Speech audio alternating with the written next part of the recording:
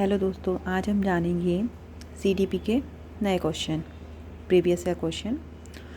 इसमें first question है, कक्षा में परिचर्चा के दौरान एक शिक्षक प्राय लड़कियों की तुलना में लड़कों पर अधिक ध्यान देता है। यह किसका उदाहरण है?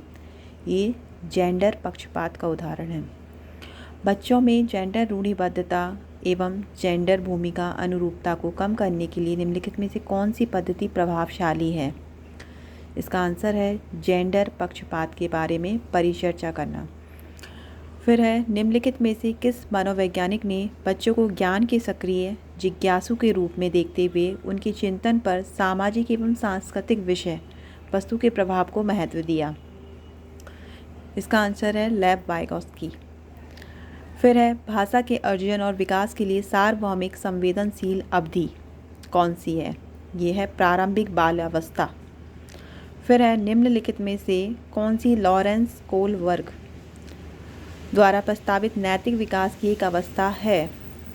ये है सामाजिक अनुबंध अभिविन्यास।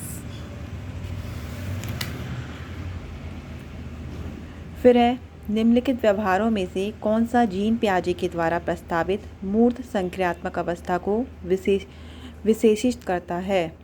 इसका आंसर है संरक्षण कक्षा समावेशन।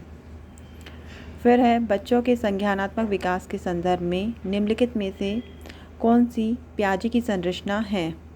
इसका आंसर है स्कीमा। फिर है, जिग्सा पहेली को करते समय 5 वर्ष की नजमा स्वयं से कहती है, नीला टुकड़ा कहाँ है? नहीं, ये वाला नहीं, गाढ़े रंग वाला, जिसे यह जूता पूरा बन जाएगा। इस प्रकार की वार्ता को वाइगोत्स्की किस तरह से संबोधित करते हैं? ये है व्यक्तिगत वार्ता। फिर है, बच्चों को संकेत देना तथा आवश्यकता पड़ने पर सहयोग प्रदान करना निम्नलिखित में से किसका उदाहरण है? यह है पाड़ ढांचा।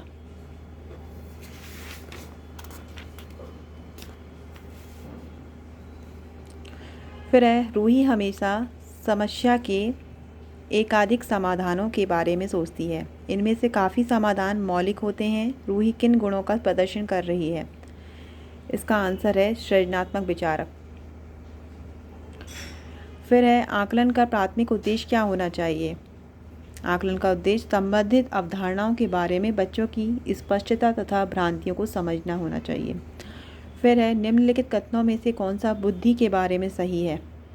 इसका आंसर है बुद्धि जो है वो बहुआयामी होती है तथा जटिल एवं योग्यताओं का एक समूह है।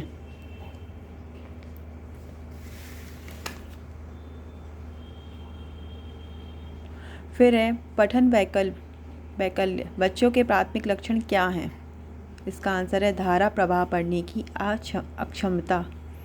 फिर है, शिक्षा का अधिकार अधिनियम 2009 में उल्लेख की गई समावेशी शिक्षा की अवधारणा निम्नलिखित में से किस पर आधारित है? इसका आंसर है अधिकार आधारित मानवतावादी परिप्रेक्ष्य। फिर है, शिक्षण अधिगम प्रक्रिया में वंचित समूह से संबंधित विद्यार्थी के द्वारा सहभागिता कम होने की स्थिति में एक शिक्षक को क्या करना चाहिए? इसका आंसर है अपनी शिक्षण पद्धति पर विचार करना चाहिए और बच्चों की सहभागिता में सुधार करने के लिए नए नए तरीके ढूंढने चाहिए। फिर एक समावेशी कक्षा में एक शिक्षक को विशिष्ट शैक्षिक योजनाओं को सक्रिय रूप से तैयार करना चाहिए। यदि ये जानकारी उपयोगी लगी हो तो मेरे चैनल को लाइक एंड सब्सक्राइब जरूर करिए। Thank you.